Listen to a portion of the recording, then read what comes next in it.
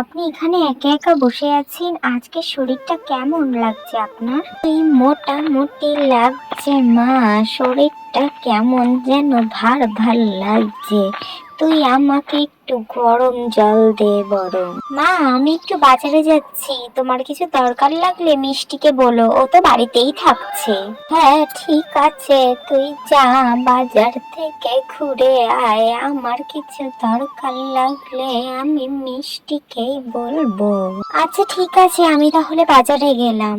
মিষ্টি, তুই যদি না থাকতিস তাহলে যে কি হতো আমার। মা, আপনি চুপ করুন তো, এইসব কথা বলবেন না, এটা তো আমার কর্তব্য।